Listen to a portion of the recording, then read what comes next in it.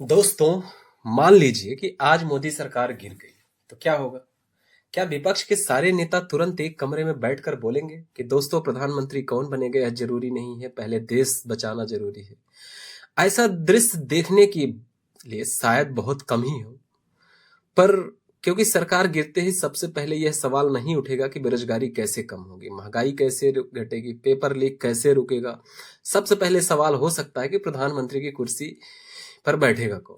कोई बोलेगा कि हमारे सांसद ज्यादा हैं तो हमें बैठना चाहिए, दूसरा बोलेगा कि हमारे बिना बहुमत नहीं हो सकती है, तीसरा बोल सकता है कि हम प्रधानमंत्री नहीं मांग रहे, बस हमारी पार्टी का होना चाहिए। और जनता घर बैठकर बोलेगी कि भाई पहले ड्राइवर तय कर लो कि देश की बस बीच सड़क पर खड़ी है। और आज हम मजाक और व्यंग के माध्यम से हम समझेंगे, अगर मोदी सरकार गिरती है तो क्या विपक्ष देश संभाल सकता है, क्या कोलिजन गवर्नमेंट चलेगी, क्या युवा आंदोलन सत्ता संभाल पाएंगे, और क्या सोशल मीडिया पर वायरल होना देश चलाने की क्वालिफिकेशन बन चुका है। नमस्कार दोस्तों, मैं हूं देवेंद्र तिवारी और आप देख रहे हैं देवेंद्र तिवारी डॉक्यूमेंट्री। और आज का वीडियो किसी पार्टी की आरती उतारने के लिए नहीं है और किसी नेता की राजनीतिक श्राद्ध करने के लिए भी नहीं है। और आज हम बस एक इमेजनरी मतलब काल्पनिक सवाल पूछ रहे हैं, अगर मोदी सरकार गिर गई तो उसके बाद क्या होगा। इस वीडियो में मजाक होगा, व्यंग होगा, सवाल होंगे और थोड़ी ऐसी सच्चाई भी होगी जिसे सुन करके आप लोग मुस्कुराएंगे और कुछ लोग कमेंट सेक्शन में अपना संविधान खुद लिखने लगेंगे। तो पूरा वीडियो देखिएगा और कमेंट में गाली देने से पहले कम से कम सवाल पूरा सुन लीजिएगा। सरकार गिरते ही सबसे पहले क्या होगा। अगर मैं आपसे पूछूं कि मोदी सरकार गिरते ही सबसे पहले क्या होगा, तो आपका जवाब हो सकता है कि सबसे पहले देश नहीं बदलेगा, लोगों के व्हाट्सएप डीपी बदलेगी। एक तरफ लिखा जाएगा कि लोकतंत्र जीत गया, दूसरी तरफ लिखा जाएगा कि भारत खतरे में है, और तीसरी तरफ वहीं आम आदमी अपनी फोटो लगाकर कहेगा हम तो यही कहते थे, यानी कि मैंने तो पहले ही कहा था, जबकि उसने पहले कुछ कहा ही नहीं था। न्यूज चैनल पर 10 लोग बैठेंगे, 9 चिल्लाएंगे, कृपया 9 चिल्लाएंगे और 10वां एंकर बोलेगा कि कृपया शांति बनाए रखें, लेकिन सबसे ज्यादा वही चिल्ला रहा होगा जैसे कि गोदी मीडिया आज करती है। असलियत यह है कि सरकार गिरने के बाद सबसे पहले देखा जाएगा कि किसके पास लोकसभा की मेजोरिटी है, कौन सरकार बनाने का दावा कर सकता है और कौन केवल प्रेस कॉन्फ्रेंस में बहुमत दिखा रहा है। क्योंकि लोकतंत्र में सरकार ट्वीट से नहीं चलती है, नंबर से बनती है, उनकी मेजोरिटी होनी चाहिए। अगर मैं आपसे अगला सवाल पूछूं कि क्या विपक्ष सरकार गिरते ही देश संभाल सकता है, तो आपका जवाब यह हो सकता है कि देश संभालना बाद में होगा, पहले विपक्ष को खुद संभालना होगा। एक नेता बोलेगा प्रधानमंत्री मुझे बनाओ, दूसरा बोलेगा मुझे नहीं बनाया तो समर्थन बाहर से बा, तीसरा बोलेगा कि हम बाहर से समर्थन देंगे लेकिन मंत्रालय अंदर से चाहिए, और चौथा बोलेगा कि हम सरकार में भी रहेंगे और सरकार के विरोध में भी रहेंगे। तो जनता पूछेगी कि भाई यह गवर्नमेंट है या फैमिली व्हाट्सएप ग्रुप है। ये संभाल सकता है, लेकिन इसके लिए उसे एक लीडर, कॉमन प्रोग्राम और डिसिप्लिन चाहिए होता है। केवल यह बोलना पर्याप्त नहीं होगा कि हम सब मोदी के खिलाफ एक हैं, क्योंकि शादी में पूरी बारात दूल्हे के साथ होती है, लेकिन शादी के बाद घर व्यक्ति को संभालना पड़ता है। अगर मैं आपसे पूछूं कि विपक्ष के पास नरेंद्र मोदी का विकल्प कौन है, तो आपका जवाब यह हो सकता है कि विकल्प एक नहीं है, बहुत सारे दर्जनों हैं। तो प्रधानमंत्री की कुर्सी एक है, लेकिन नाप देने वाले लोग 15 हैं। कोई कहेगा कि मेरे पास नेशनल एक्सपीरियंस है, तो दूसरा कहेगा मेरे पास स्टेट एक्सपीरियंस है। तो इसी तरह से एक्सपीरियंस की बौछार हो जाएगी। और सवाल यह नहीं है कि विपक्ष में योग्य नेता है या नहीं है, सवाल यह है कि क्या वो किसी नेता को स्वीकार कर पाएंगे। जैसे कि क्रिकेट टीम में 11 अच्छे खिलाड़ी हो सकते हैं, लेकिन अगर हर खिलाड़ी टॉस करने चला गया तो मैच कब शुरू होगा ये किसी को नहीं पता है। मैं आपसे अगला सवाल पूछूं कि क्या गठबंधन सरकार हमेशा कमजोर होती है, तो आपका जवाब यह हो सकता है कि नहीं। कोलिजन गवर्नमेंट लोकतंत्र के लिए अच्छी भी हो सकती है, एक पार्टी की मनमानी कम हो सकती है, राज्यों की आवाज बढ़ सकती है और फैसलों पर डिस्कशन हो सकती है। लेकिन समस्या तब शुरू होती है जब हर सहयोगी दल सरकार को ओला कैब समझने लगे और हमें इस रास्ते से जाना है, दूसरा कहे कि नहीं रास्ता रोको, हमें दूसरी रास्ते से जाना है, और तीसरा कहे कि हम सीट तभी बांधेंगे जब हमको मंत्रालय का ये कार्यभार दिया जाएगा। लेकिन अगर हर सुबह समर्थन में ईएमआई भरनी पड़े तो प्रधानमंत्री देश कम और कैलकुलेटर ज्यादा चलाएगा। अगर मैं आपसे अगला सवाल पूछूं कि मोदी सरकार की सबसे बड़ी ताकत क्या है, तो आपका जवाब यह हो सकता है कि एक स्पष्ट लीडरशिप हो सकती है, एक मेजोरिटी ऑर्गेनाइजेशन होगी और एक ऐसी ब्रांडिंग होगी कि कई बार योजना से पहले उनका पोस्टर गांव तक पहुंच जाता है।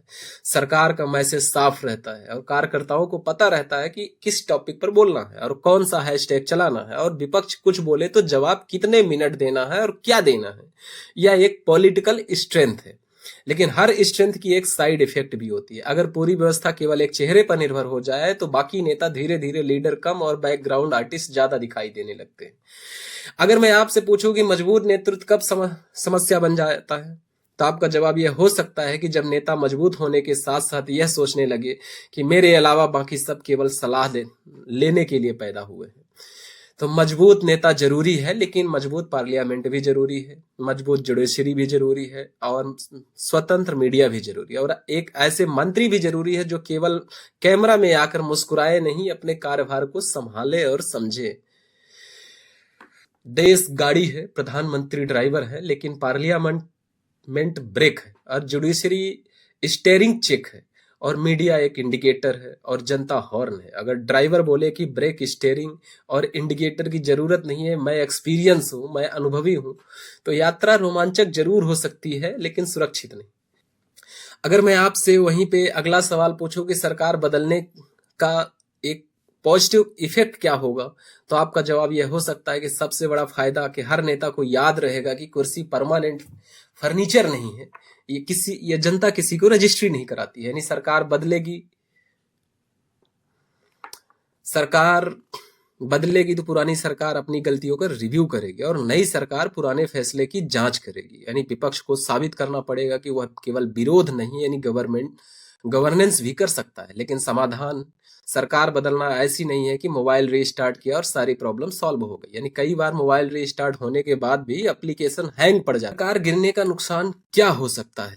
अगर मैं आपसे पूछूं कि अगर सरकार गिरती है तो उसका नुकसान क्या होगा, कि आपका जवाब यह हो सकता है कि सबसे बड़ा नुकसान हो सकता है अनसर्टेनिटी। इन्वेस्टर पूछेगा कि नई सरकार की इकोनॉमी पॉलिसी क्या है, ऑफिसर पूछेगा कि पुरानी फाइल को सर आगे बढ़ाए या नई सरकार का इंतजार करे, कॉन्ट्रैक्टर पूछेगा कि प्रोजेक्ट पूरा करे या उद्घाटन करने वाला चेहरा बदलने दे। मार्केट की नेता की मूछ, दाढ़ी या जैकेट से ज्यादा फर्क नहीं पड़ता है। मार्केट पूछता है कि पॉलिसी स्टेबल है या नहीं। अगर नई सरकार स्पष्ट रोड मैप देती है तो स्थिति संभल सकती है, लेकिन अगर सुबह फाइनेंस मिनिस्टर कुछ बोले, दोपहर में सहयोगी दल उसका विरोध करे और शाम को एक स्पोक पर्सन बोले कि उनका तब व्यक्तिगत बयान था, तो भाई पहले ग्रुप डिस्कशन पूरा कर लो। अगर मैं आपसे अगला सवाल पूछूं कि नई सरकार आते ही महंगाई खत्म हो जाएगी, तो आपका जवाब यह हो सकता है कि हाँ, ये सिर्फ चुनावी भाषण में, असल जिंदगी में नहीं। आलू सरकार बदलते ही प्रेस कॉन्फ्रेंस नहीं करेगा कि नई सरकार बदलते ही मैं अपने आप को 25 रुपए से जो है ना 5 रुपए किलो हो जाऊंगा। पेट्रोल पंप भी नहीं कहता कि नए प्रधानमंत्री के स्वागत में मैं आधी कीमत हो जाऊंगा। ये महंगाई, सप्लाई, टैक्स, ग्लोबल प्राइस और प्रोडक्शन और इकोनॉमी मैनेजमेंट से जुड़ा होते हैं, यानी सरकार की भूमिका। लेकिन मैं आपसे पूछूं कि नई सरकार आते ही क्या महंगाई खत्म हो जाएगा, तो आपका जवाब यह हो सकता है कि चुनावी भाषण में असर तो हो जाएगा, लेकिन असल जिंदगी में नहीं होगा। क्योंकि आलू सरकार बदलते ही प्रेस कॉन्फ्रेंस नहीं करेगा कि भाइयों मैं अपने आप में यानी 30 रुपए केजी से 5 रुपए किलो हो जाऊंगा। नई सरकार के सम्मान में पेट्रोल पंप अपने आप को भाव प्रेस कॉन्फ्रेंस नहीं करेगा, वो आके बोलेगा कि भाइयों मैं जो है ना 167 रुपए लीटर से घट करके 50 रुपए लीटर में आ जाऊंगा। ये महंगाई, supply, tax, global price, production और इकोनॉमी मैनेजमेंट से जुड़ा होता है। यानी सरकार की भूमिका होती है, लेकिन मैजिक वॉन्ड किसी के पास नहीं होता है। जो पार्टी बोले सत्ता में आते ही सब सस्ता है, उससे पूछिए कि कितना सस्ता, अब कब तक, पैसा कहां से आएगा। वरना चुनाव से पहले वादा फ्री होता है और चुनाव के बाद उसका बिल सिर्फ जनता भरती है, आप और हम भरते हैं। अगर मैं आपसे अगला सवाल पूछूं कि विपक्ष आते ही बेरोजगारी खत्म कर देगा, तो आपका जवाब यह हो सकता है कि मैनिफेस्टो में तो बेरोजगारी शपथ ग्रहण से पहले ही समाप्त हो जाती है।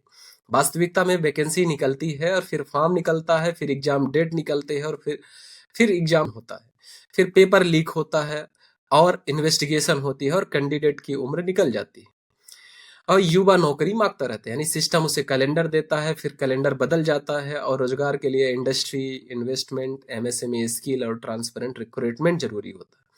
केवल यह कहने से नौकरी नहीं मिलेगी कि युवाओं हम आपके साथ हैं, सबका साथ सबका विकास। यानी युवा अब बोलेगा कि साथ बाद में देना, पहले ज्वाइनिंग लेटर दे दो भाइयों।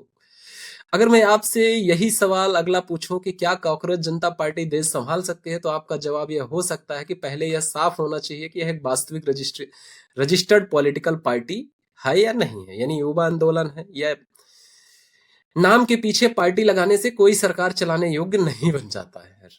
हमारे व्हाट्सएप ग्रुप के नाम भी होता है राष्ट्रीय विकास समिति, और लेकिन उसके 5 सदस्य मिल करके यह तय नहीं कर पाते हैं कि हम अपने ग्रुप के सारे लोगों को समोसा खिला पाएंगे या नहीं खिला पाएंगे।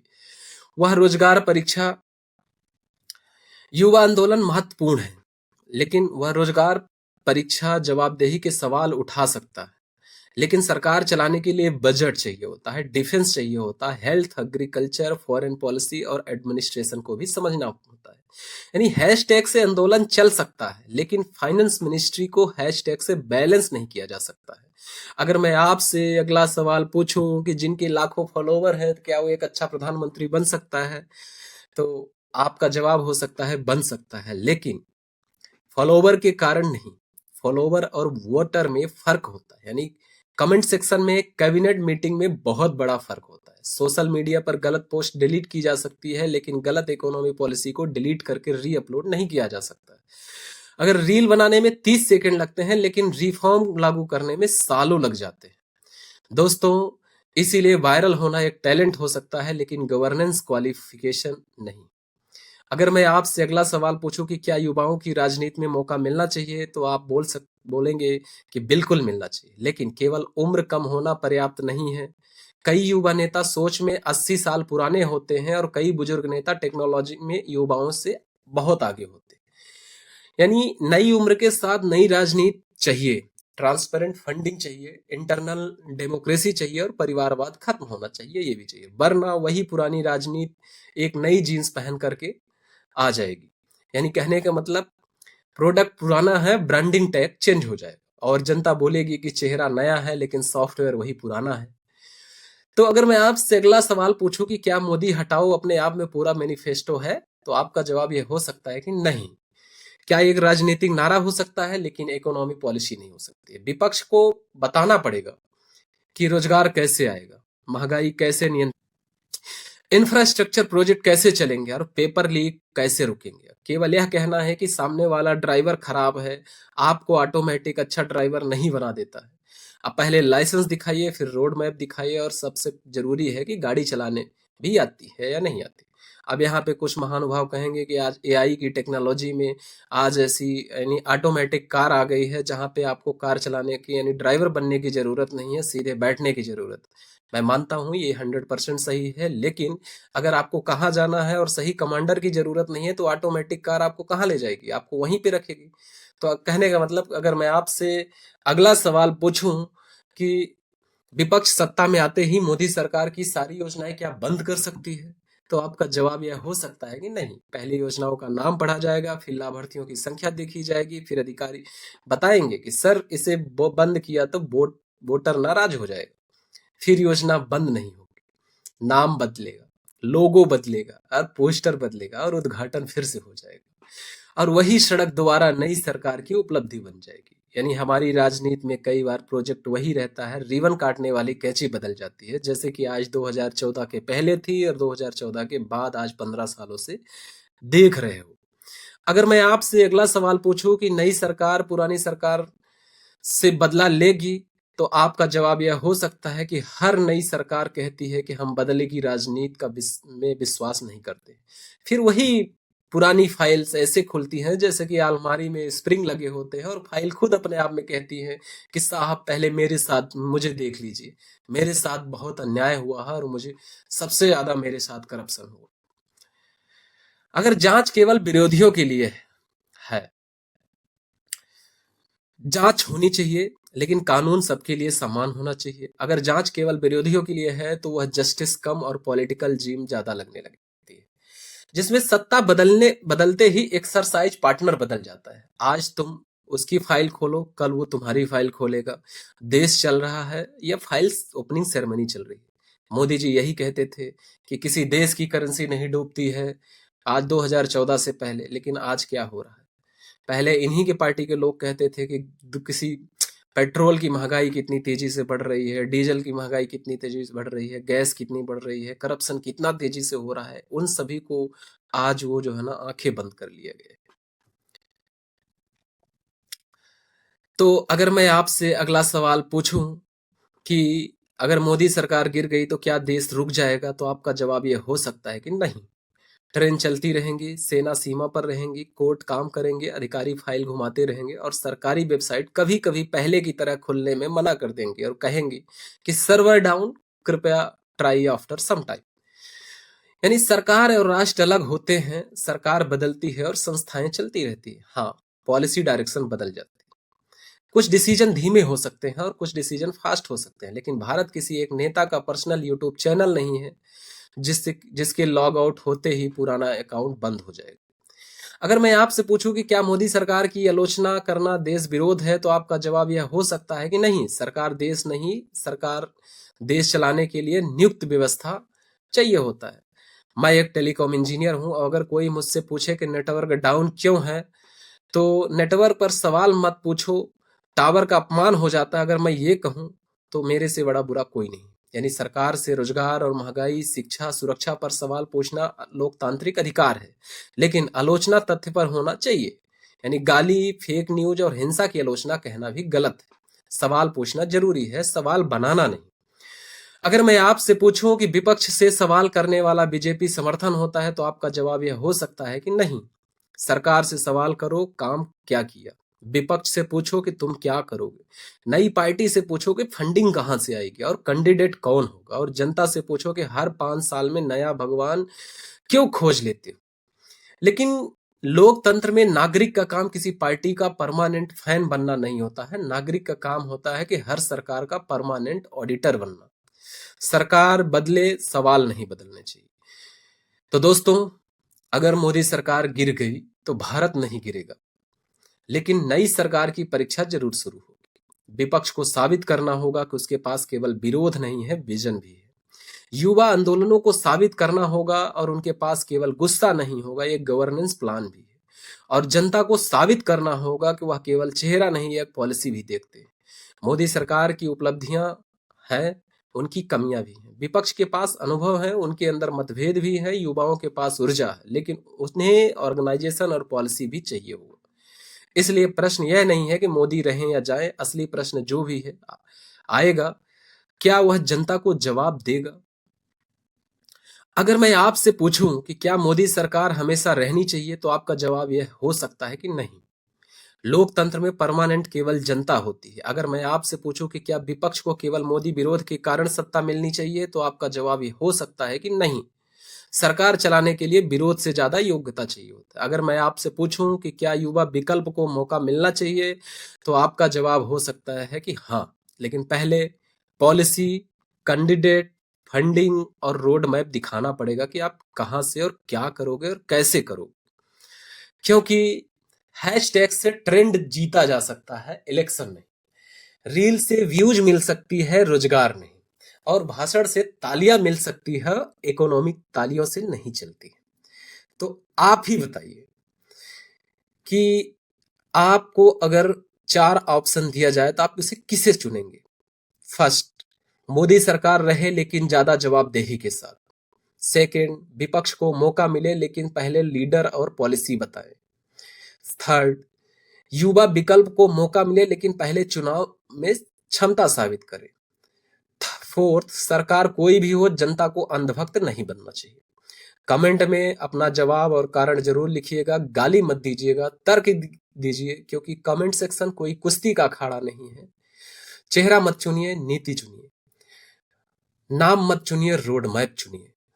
और राजनीति भगवान मत खोजिए, जवाबदेही सरकार खोजिए। मैं हूं देवेंद्र तिवारी और आप देख रहे हैं देवेंद्र तिवारी डॉक्यूमेंट्री।